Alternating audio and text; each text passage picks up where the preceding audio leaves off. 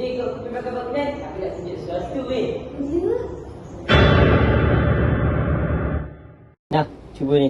Kisah bangga terbaru, sedap gila. Vape? Aku tak pernah cuba pun benda ni. Sebab tu lah dia cuba. Alah, sekali je. Tak bagi rokok pun. Betul ke? Aku dengar orang kata sama je. Tu orang tua-tua je cakap. Depa zaman ni pun mana ada benda ni.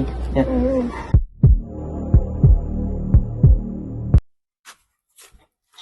Nufail, jangan ajak Iman. Vape bahaya. Aduh, sibuk lah ni Fatih. Aku bukan nak menyebuk. Aku cuma tak nak kawan aku sakit.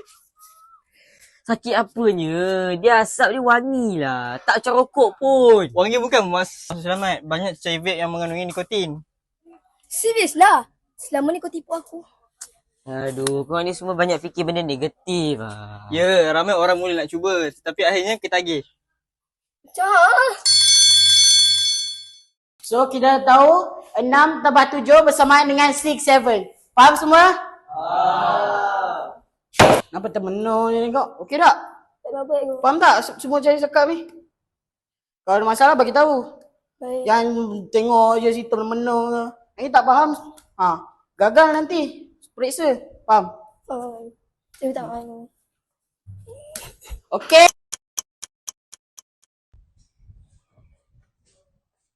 Man, sekejap. Awak? Kau cuba ni sekejap. Aku... Man. Kau ni pun nak menyebuk ke? Bukannya senang, susah. Aku nak berhenti tu pun ambil masa bulan-bulan. Sampai sekarang aku menyesal sebab pernah cuba. Aku kata sampai macam tu sekali.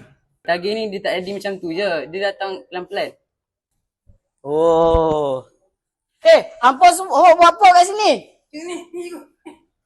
Nufail, bawa apa tu?